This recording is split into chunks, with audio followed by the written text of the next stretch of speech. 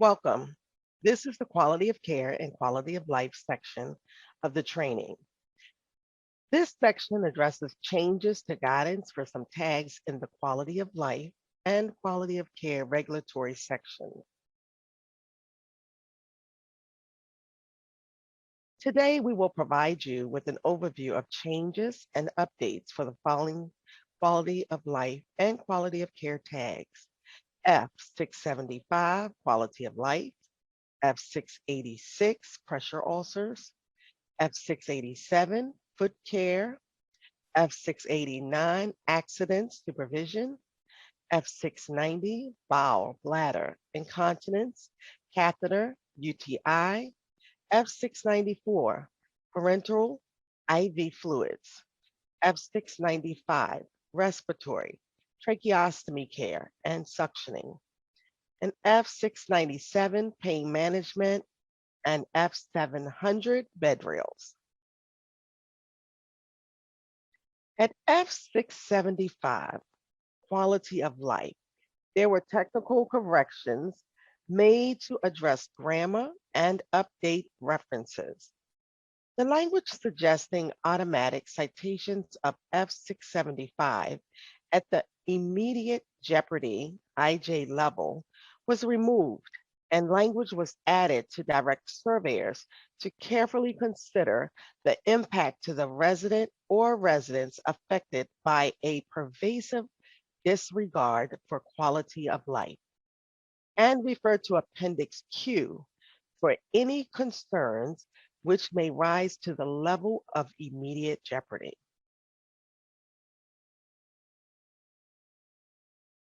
Now we'll look at changes to quality of care guidance. There are no phase 3 regulations for pressure ulcers and foot care. The guidance at F686 was changed to reflect that pressure ulcer risk assessments should occur upon admission, weekly for the first 4 weeks, and then quarterly rather than monthly, or whenever there is a change in condition. This change reflects the currently accepted standard of practice. New language has been added to the guidance at F687 to address the importance of following proper infection prevention and control practices for foot care equipment, with a reference in F687 related to the infection, prevention, and control tag. In the accidents and supervision tag at F689, new guidance has been added regarding electronic cigarettes or e-cigarettes. The guidance was in response to increased use of e-cigarettes and questions about them from nursing home stakeholders. The new guidance identifies risk associated with using electronic cigarettes, such as the health effects to the user and secondhand aerosol exposure to others in the vicinity of the user. Potential nicotine overdose by ingestion or skin contact, and explosion or fire caused by the battery. CMS expects facilities to oversee the use of these devices and to address them in their smoking policies. The policy should cover the unique characteristics and risk of e-cigarettes. House staff will supervise residents who use e-cigarettes and how to handle the batteries and refill cartridges. When evaluating the use of e-cigarettes in nursing homes, surveyors should consider how facilities ensure resident safety while still honoring the resident's right to use the device according to facility policy, and how the facility protects residents who do not want to be exposed to e-cigarette secondhand aerosol. Additionally, at F689, new guidance has been added to address safety for residents with substance use disorder. Residents with substance use disorder may be at increased risk for leaving the facility to satisfy an addiction to alcohol or illegal or prescription drugs. Care planning interventions should address this risk. Facilities are responsible for knowing if a resident leaves the building. A resident who leaves the facility with facility knowledge of the departure, despite facility efforts to explain the risk of leaving earlier than planned, would likely be an against medical advice, AMA, discharged. Documentation in the medical record should show that the facility staff attempted to provide other options to the resident and inform the resident of potential risks of leaving AMA. Documentation such should also identify the time the facility became aware of the resident leaving the facility. A resident who leaves the facility without staff knowledge of the departure would be considered an elopement.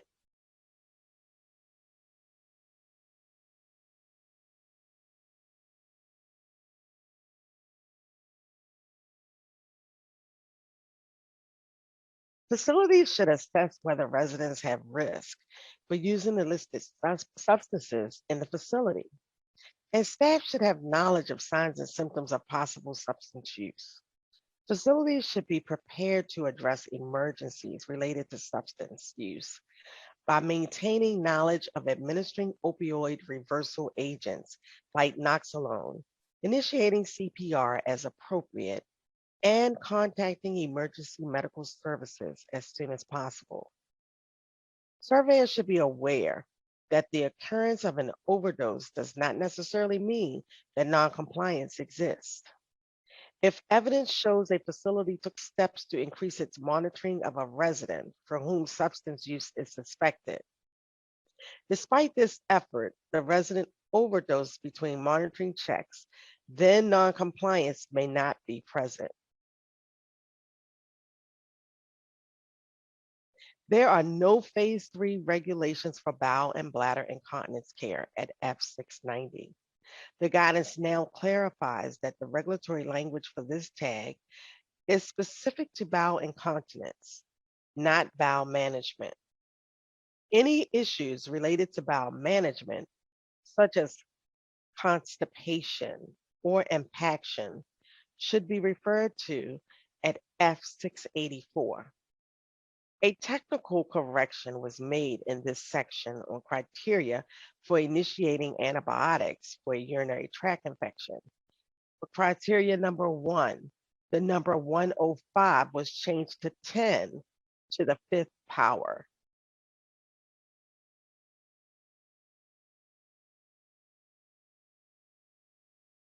For the guidance on parenteral and intravenous or IV fluids at F694, new guidance has been added related to the frequency of assessment.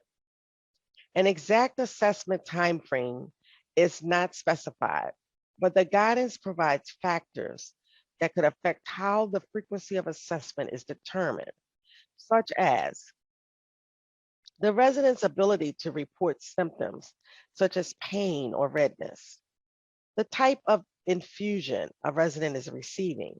Is it an irritant or an vesicant? The location of the IV. Is it placed in an area of flexion, such as in the antecubital space, where it is more likely to dislodge? New language was added on proper infection control practices when assessing or using a resident's IV.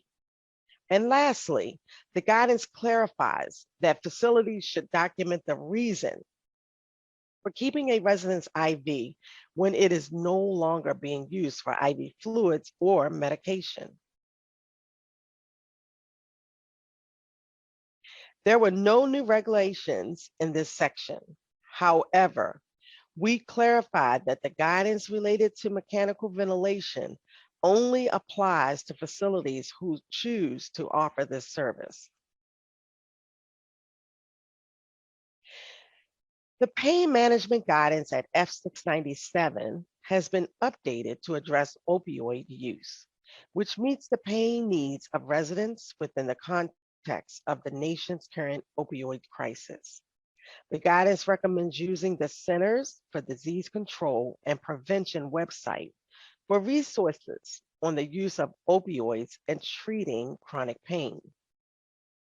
Facilities should assess residents with a history of past addiction or opioid use disorder and related treatment in order to implement strategies to adequately address the resident's pain, which may include continuation of medication assisted treatment, if appropriate, non opioid pain medications, and non pharmacological approaches. Medication assisted treatment is defined in the guidance as to the use of medication in combination with counseling and behavioral therapies to treat substance use disorder. And lastly, the guidance describes the side effects of opioids and addresses the prevention of opioid overdoses by administering naloxone. The guidance has been clarified to include the use of Bedrails in addition to installation.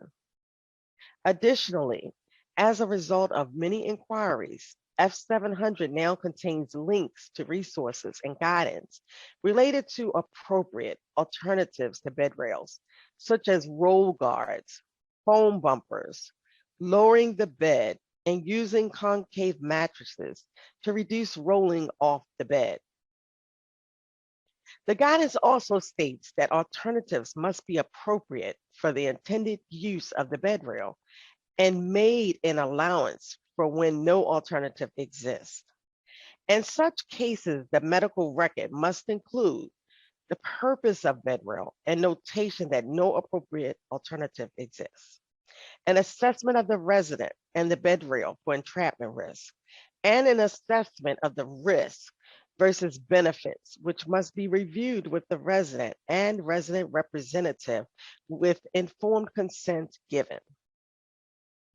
Clarification was added that there is no requirement that bed rails be removed or disabled when not in use. The guidance emphasizes that facilities must have a process for determining whether beds and their rails are appropriate for the residents residing in them.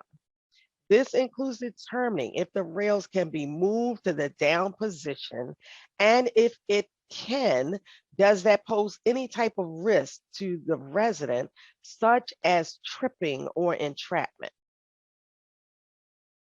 Also included is guidance, which states that if bed rails are determined to be inappropriate for a resident but are left on the bed in the down position, raising the rail even episodically to provide care may be considered noncompliance. Any use of bed rails must meet the requirements to assess the resident, obtain consent, evaluate the appropriateness, and routinely provide maintenance of the bed and the bed rail.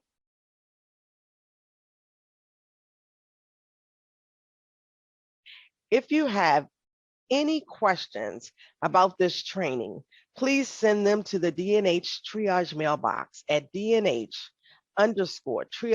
team@cms.hhs.gov. We thank you for your continued efforts towards our shared goal in providing quality care to America's nursing home residents.